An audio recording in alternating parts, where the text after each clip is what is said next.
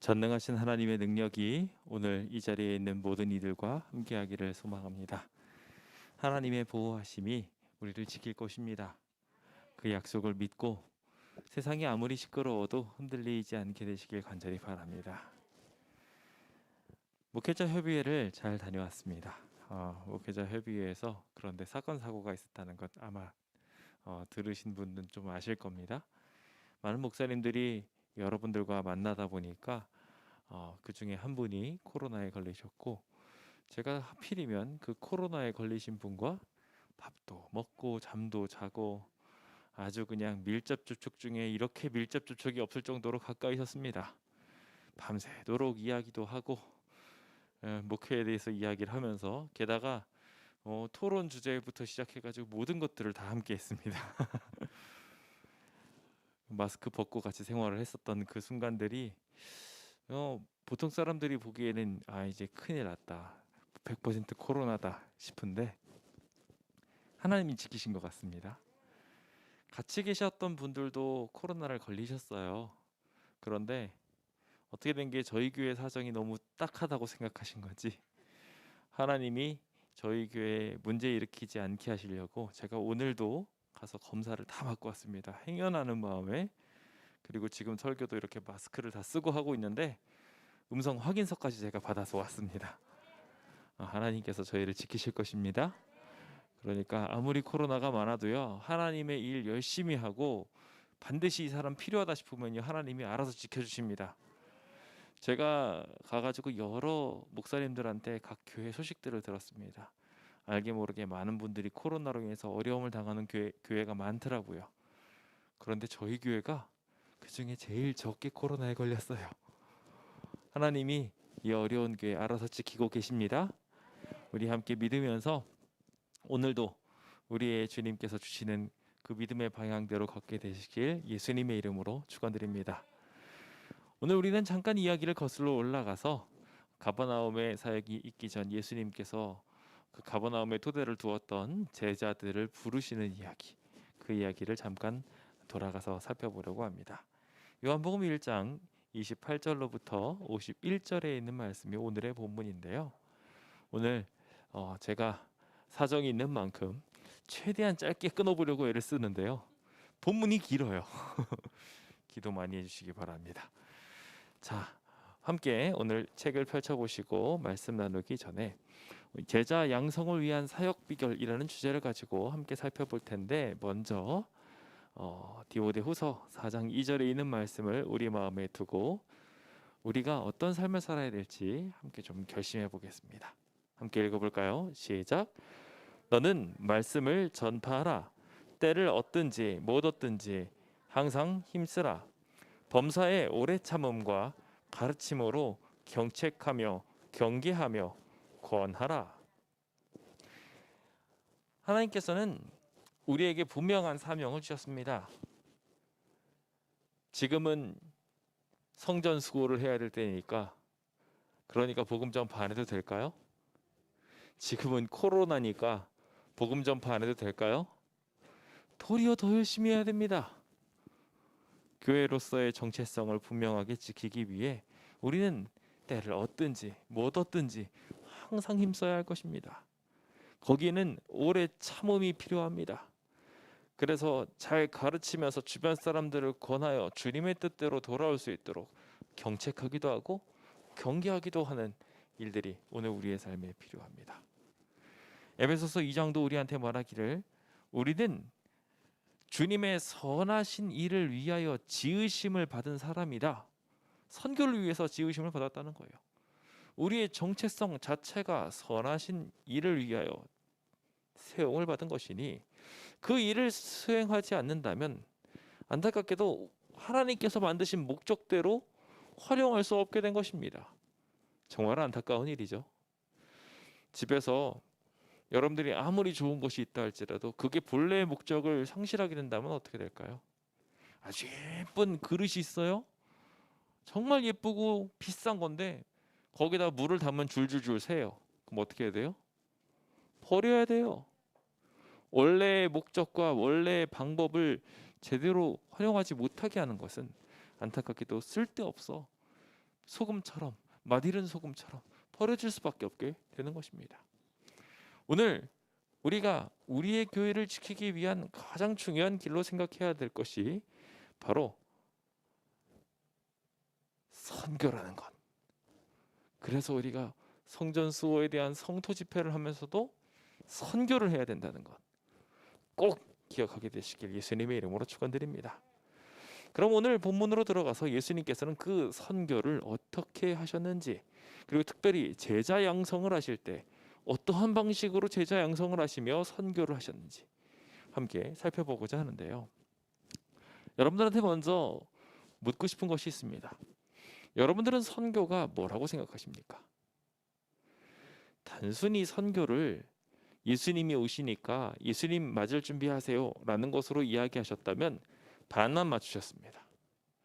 왜냐하면 그렇게 하는 것으로 부족하기 때문입니다. 선교는 주님의 명령에 따르면 다음과 같이 진행해야 됩니다.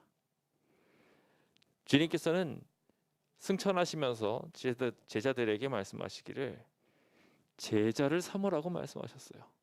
그래서 그들이 똑같이 제자들과 같이 모든 일들을 수행할 수 있도록 준비시키라고 말씀하셨어요.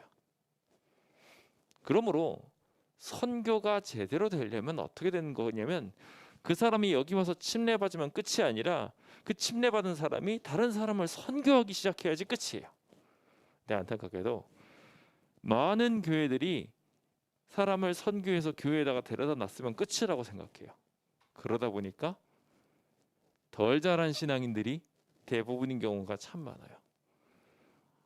오늘 우리는 이 교회에 선교인 양성을 할 계획을 가지고 선교해야 합니다. 복음을 증거하는 일은 바로 거기서부터 시작하기 때문입니다. 예수님께서 만약에 제자 양육을 하지 않으셨다면 어떻게 됐을까요? 십자가에 달려 돌아가시고 끝이었다면 교회는 더 이상 이곳에 존재하지 않았을 것입니다. 마찬가지예요. 우리도 동일하게 하나님께서 우리에게 맡기신 후대 양성, 선교사들의 양성이 이루어지지 않는다면 교회가 존재할 수 있을까요? 우리의 후대가 없는데 이 교회 건물이 있어봤자 뭐합니까? 앞으로 20-30년 후면 우리 다 늙어가지고 죽을 텐데요. 그렇죠? 그러니 오늘 우리의 삶에 제1목표로 세워야 되는 선교 목표는 제자 양성입니다. 그래서 예수님께서도 제일 초기 사역을 시작하실 때부터 뭐부터 하셨냐면 제자를 키우시는 것부터 하셨어요. 즉 선교는 제자 양육입니다. 그러니까 내가 선교를 하겠다라고 이야기하면 나와 똑같이 저 사람도 똑같이 선교하는 사람으로 만들겠다라는 목표를 가져야 됩니다. 예수님께서는 그런 목표를 향하여 움직이시는 분이셨고 오늘 본문을 통하여 그 비결을 알려주고 계십니다. 부디 그 비결이 우리의 삶의 선교의 위대한 동력으로 자리 잡게 되기를 예수님의 이름으로 축원드립니다. 자, 그럼 함께 살펴볼까요? 주님께서 첫 번째 제자 양성을 위해 어떻게 하면 좋겠는가라고 제안하신 것은 선생이 되어서 성령의 음성을 듣는 인도자가 되라. 성령의 음성을 듣게 하는 사람이 되게 하라라고 말씀하고 있습니다. 우리 과정 공부 속에서도 등장했던 본문이지요. 히브리서 11장 6절에 있는 말씀 함께 읽어보겠습니다. 시작.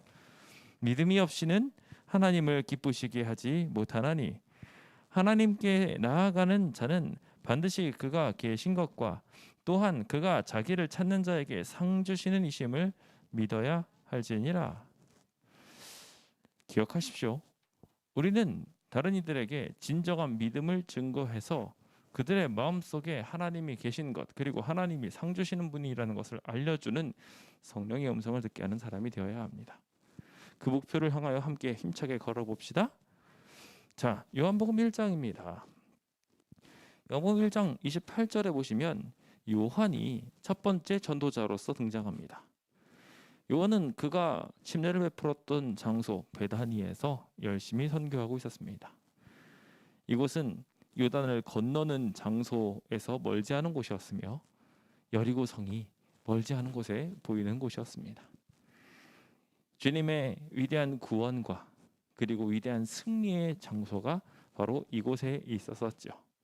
하지만 현대에 있어서는 여리고성이 다시 세워지면서 오히려 퇴락과 죄악이 가득한 땅이 되기도 했던 곳입니다.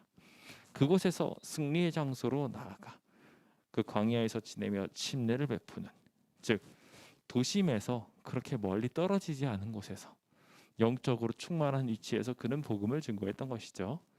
그렇게 복음을 증거하면서 예수님에 대하여 증거하기를 멈추지 않았었습니다. 그는 그렇게 끊임없이 예수님에 대하여 증거하며 선교하며 그도 목표를 삼았었는데요. 무엇이었냐면 예수님의 제자가 되게 하는 일을 목표로 삼고 자신을 따르던 가장 핵심되는 인력 2명을 예수님께 인도하는 것을 보게 됩니다. 그는 그 제자들에게 예수님을 소개할 때 다음과 같이 소개합니다. 33절입니다. 나도 그를 알지 못하였으나 나를 보내어 물로 침례를 베풀라 하신 그 이가 누구신가요? 하나님이시죠. 성령 하나님이시죠. 그 성령 하나님의 음성이 성령이 내려서 누구든지 그 머무는 곳이 딱 있으면 성령으로 침례를 베푸는 이 인주를 알고 그 사람이 하나님의 아들이심을 증거해라 라고 그는 보았던 것입니다. 즉 지금 이 침례요한은 무엇을 근거로 예수님을 증거하고 있습니까? 성령의 인도하심을 근거로 성령 하나님의 음성을 들을 수 있도록, 즉 제자들에게 성령의 음성에 따라 움직일 수 있도록 사역하게 만드는 일을 누가 했냐면 바로 침례 요한이 했다는 것입니다.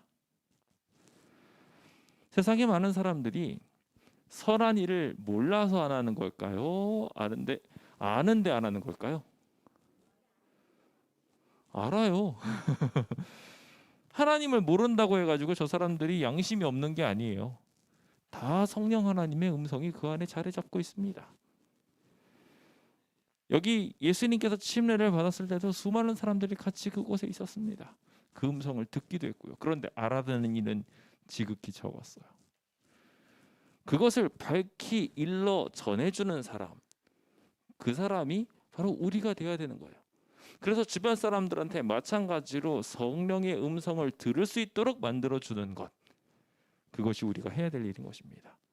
그래서 이들은 아직 온전히 이해하지 못한다 할지라도 성령의 음성, 성령의 메시지를 그대로 전하며 하나님의 어린 양이라고 소개하고 그를 따라가게 하는 일들, 그래서 하나님께서 우리한테 선물하신 양심의 길대로 걷게 하는 일들이 오늘 우리의 삶에 필요한 것입니다.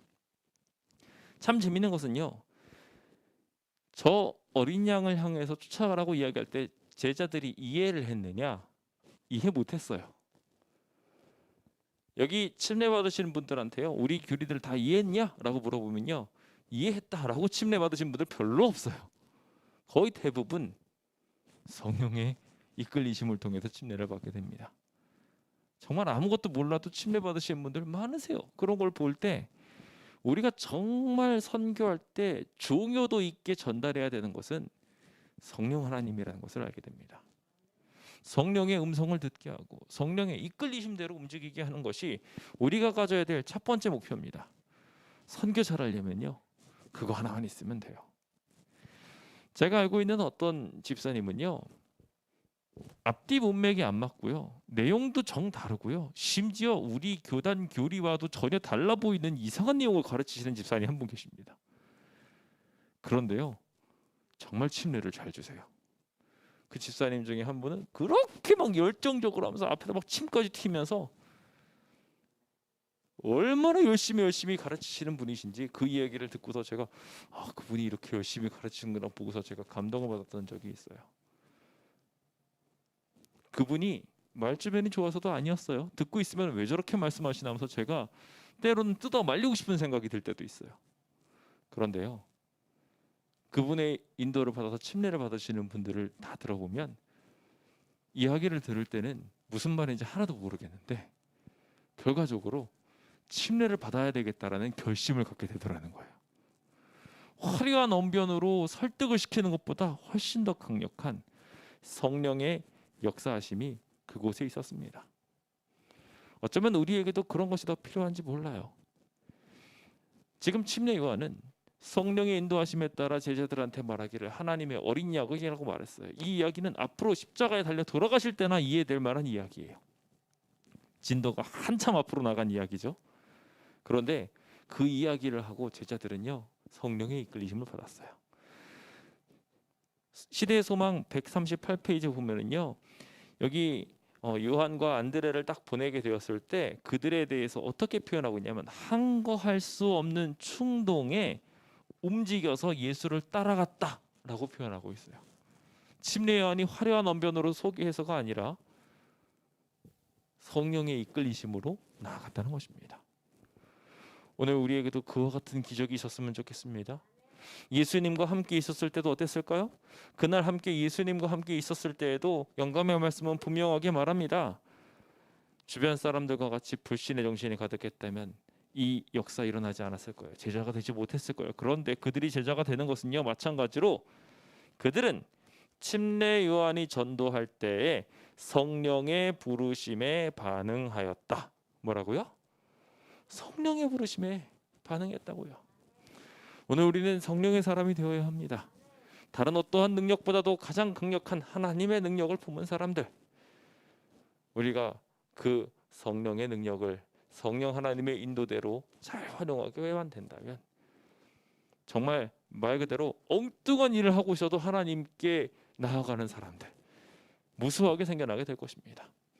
저는 부디 기대하기를 우리가 주먹을 쥐고 저 하늘을 향하여 외칠 때에도 주변 사람들은 저거 왜 데모야 라고 생각을 할지 모르지만 우리 안에 성령이 임한다면 분명히 전도와 선교가 이루어질 거라고 믿습니다. 그 아름다운 기적을 향하여 나아가 보시겠습니까? 우리 모두 성령의 사람 됩시다. 두 번째로 우리가 생각해 보아야 할 것이 있습니다. 첫 번째가 선생으로서 성령의 인도를 이끄는 사람이라면, 두 번째는 가족을 향해 나아가게 될 때 그 가족의 인생 설계자로 남아주라는 것입니다.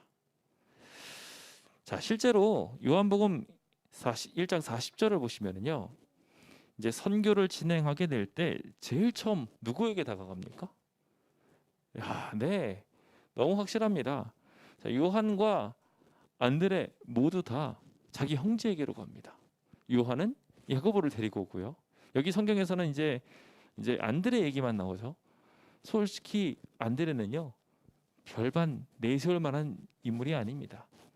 지금 요한복음은 요한이 기록했기 때문에 자기가 데려온 사람 이야기는 빼먹었어요. 그래서 자기의 이야기를 할 때마다 예수의 사랑하는 씨는 죄자, 이런 식으로만 표현합니다. 자기 이름을 안 드러내요. 자기도 야고보 데리고 왔거든요. 뺐어요. 근데 둘의 똑같은 선교 전략은 한 가지였습니다. 자기 형제 데리고 온 거였어요. 자기 가족 데리고 온 거였어요. 선교의 첫 번째 대상자는요, 바로 우리 가족입니다. 우리 이번에 히브리서 11장을 공부하게 되면은 히브리서 11장에 뭐 언급을 하고 있지는 않지만 노아에 대한 이야기가 나오죠. 노아는 120년 동안 선교를 했습니다. 120년 동안 선교를 열심히 했는데 누구를 구원했어요? 가족을 구원했어요. 120년씩이나 했는데 8가족밖에 구원 못했으니까 실패한 거라고 하기 쉬운데 아니라고 말하고 있어요. 가족 선교했으니까 성공했다고 표현하고 있어요. 오늘 우리의 삶에도 마찬가지로 이와 같은 분명한 목적을 둘 필요가 있습니다. 첫 번째 대상자인 가족들을 향해 우리의 사랑을 드러내고 그들에게 메시아를 만났다라고 말할 수 있는 주의 백성이 되도록 노력합시다. 이렇게 나아가서 이들이 해야 할 목표가 있습니다. 여기 가족 구도자를 데려갔을 때 예수님께서 하셨던 것은요, 그들의 인생을 쫙 내다오시고요, 그들에게 새 이름을 주신 거였어요. 아버지가 아들에게, 어머니가 딸들에게 이름을 지어주지요. 이름은 무엇을 가지고 짓습니까? 바람을 가지고 지어요. 이 아이가 이렇게 됐으면 좋겠다. 그렇죠? 부모는 자식들의 인생을 설계해 주는 사람입니다. 저희 할아버님이 제 이름을 지으면서 부일이라고 했습니다. 제일 부자가 되라고요. 제일 부자가 되라고 하니까요, 구두쇠가 돼버렸습니다. 돈이 들어오면 나가지를 않아요. 부자가 되는 최고의 방법이라고 하더라고요.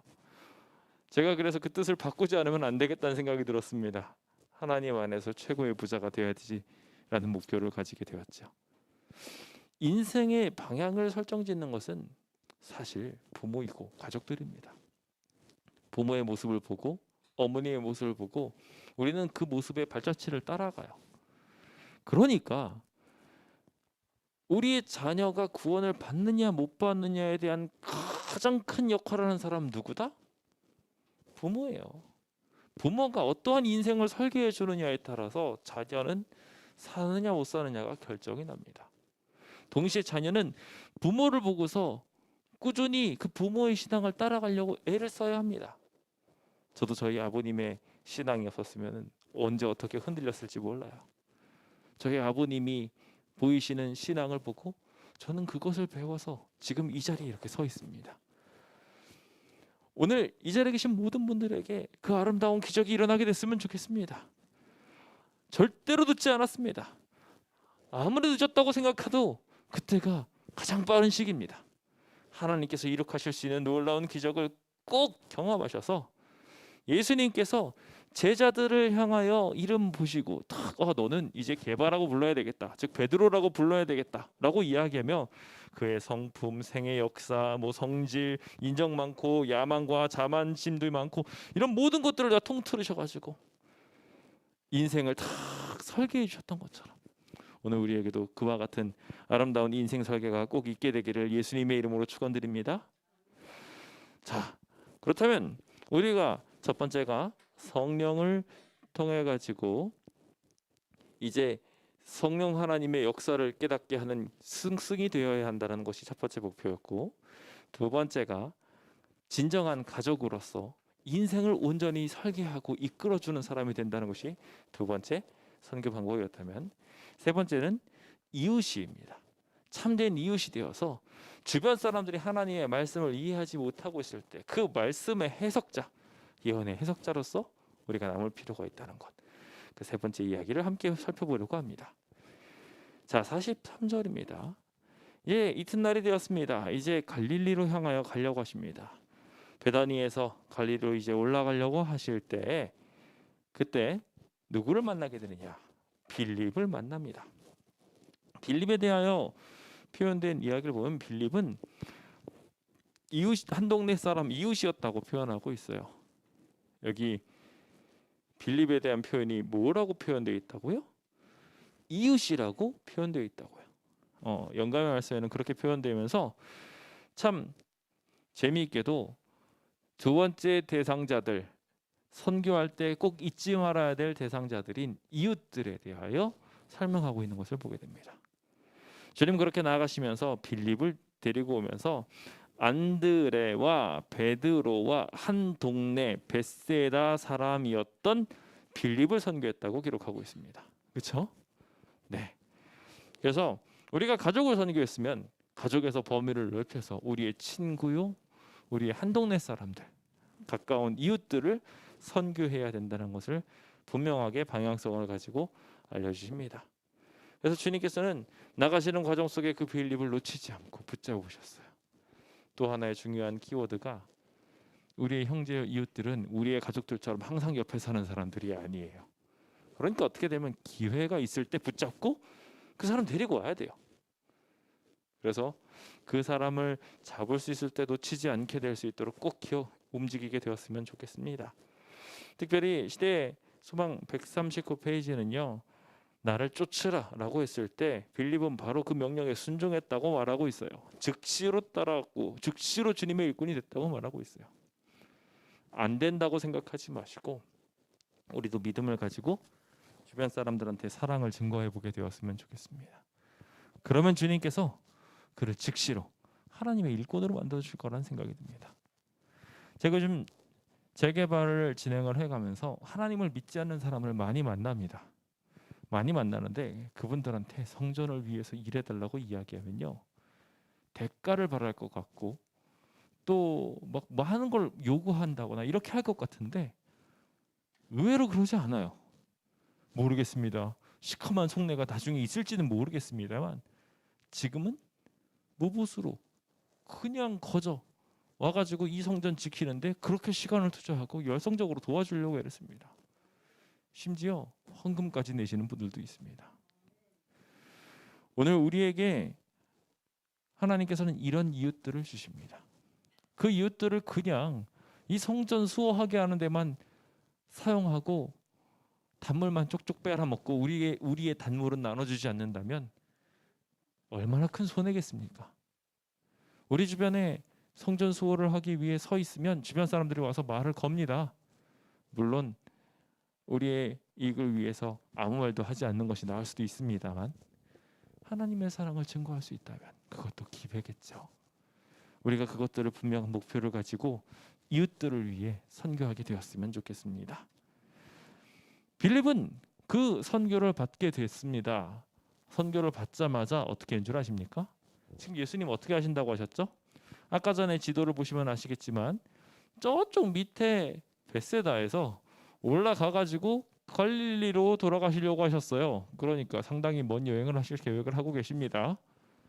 지금 예수님께서 가시다가 빌립을 잡았어요. 그렇죠?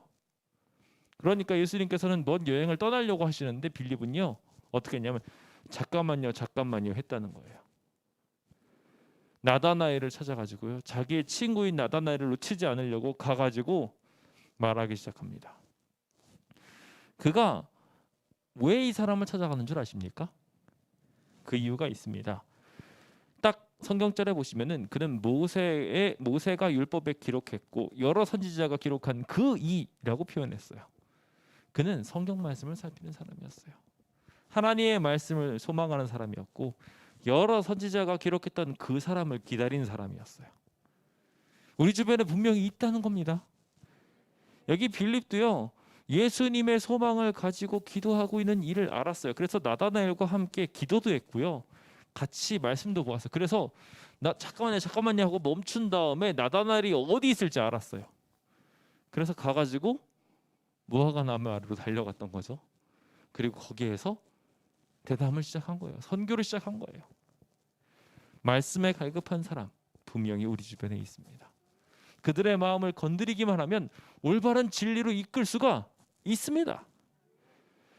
이번에 저희가 그 손세정제에다가 죽음에 관련된 이야기를 붙여가지고 보냈더니 전화가 오더라고요.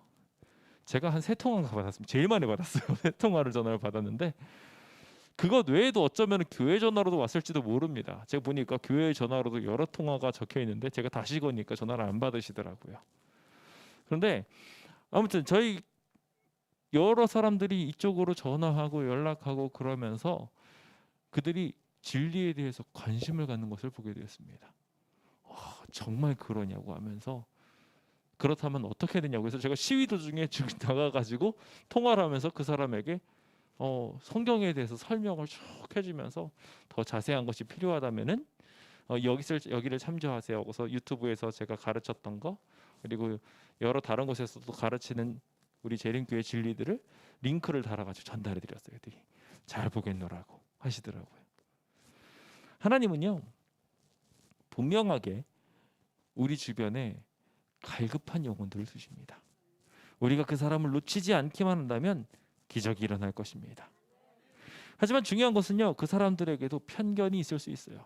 그래서 우리도 나아가서 우리의 복음을 증거하면 SDA, 재림교회, 안식일교회라고 이야기하면서 편견 가지고 에이 거기서 무슨 선한 것이 날 수 있겠어 라고 말하는 사람 있을까요 없을까요?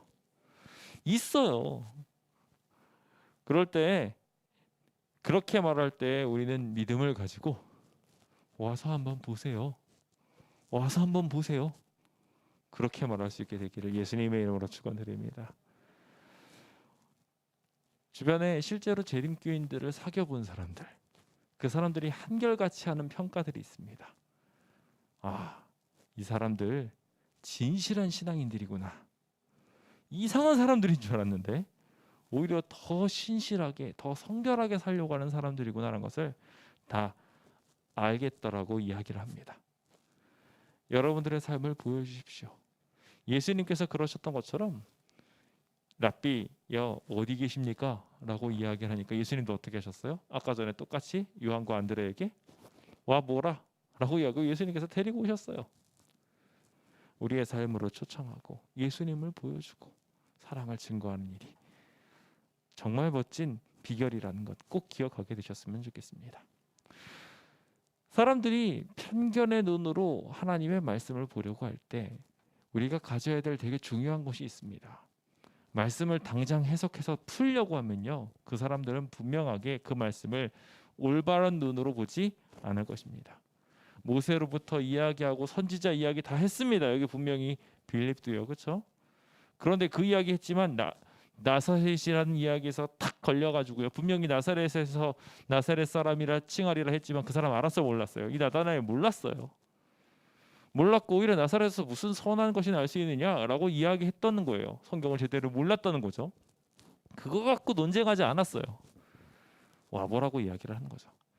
그래서 우리가 진짜 성경 말씀을 풀이하려면 먼저 하나님을 느끼게 해줘야 됩니다.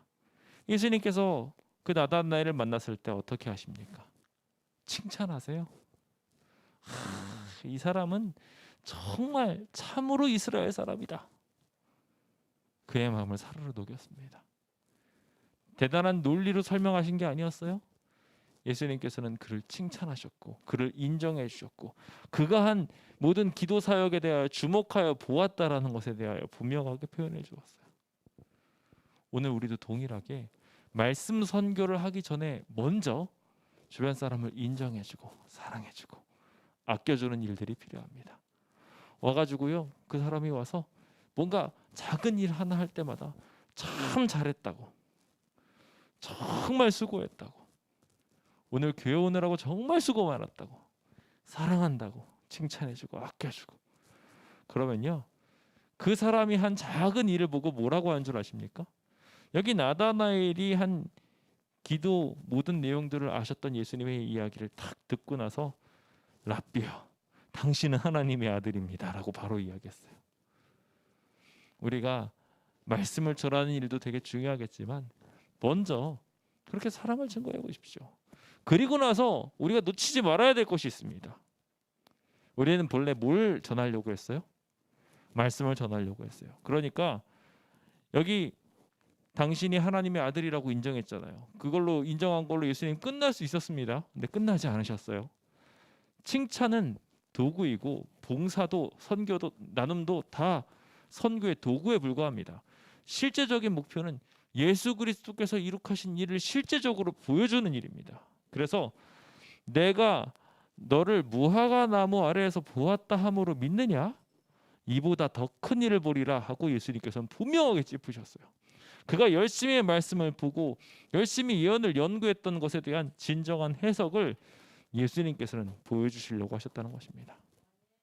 오늘 우리도 그냥 단순히 나는 말씀을 잘 못 전하니까 라고 이야기하고 멈추지 마시고 우리가 할 수 있는 일들에 대해서 목표하고 꿈꾸고 하나님의 말씀이 내 삶에 어떻게 접목되는지, 또한 내가 아는 작은 말씀이라도 다른 이들에게 전해보려고 애를 쓰는 진정한 주님의 선교사가 되도록 노력해 봅시다.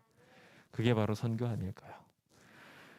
오늘 우리는 예수님의 선교법을 보며 예수님께서 단순히 제자들을 삼으실 때 제자로 남게 하지 않으시고 제자가 스승이 되어 또 다른 제자를 삼아갈 수 있도록 만드셨음을 분명하게 보았습니다. 우리도 그렇게 불리움을 받았습니다. 우리는 이 세상 많은 이들의 선생이 되어야 하고 가족이 되어야 하며 참된 이웃이 되어야 합니다. 그래서 나아가 그들에게 성령 하나님께서 무슨 일을 하시는지 알려주어야 하고 그들의 인생의 올바른 방향을 설계해주며 더 나아가 하나님의 말씀을 풀어줄 수 있는 사람이 되어야 합니다. 저희 재림교회가 존재하는 이유는 바로 이것들 때문 아니겠습니까? 주님은 그 교회를 부르시면서 내가 너희를 그냥 이 세상에서 똑같이 이익 보는 사람, 그냥 물고기 잡는 사람으로 끝내지 않겠다고 말씀하셨어요. 이 교회로 폭리를 취하는 어떠한 목표를 향해서 여기서 알박기 하라고 그런 식으로 하나님께서 말씀하지 않으셨어요. 이 교회의 목표는 뭐예요? 사람을 낚는 어부예요. 우리 모두가 그 목표를 이루어야 하는 것입니다.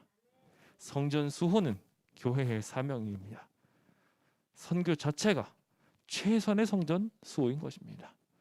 함께 그 목표를 향하여 나가기로 결심해 봅시다. 단순히 건물을 지키는 것이 아니라 하나님의 놀라운 사명을 지키게 되는 주의 백성 되시길 간절히 바라면서 말씀을 마치도록 하겠습니다. 함께 찬미가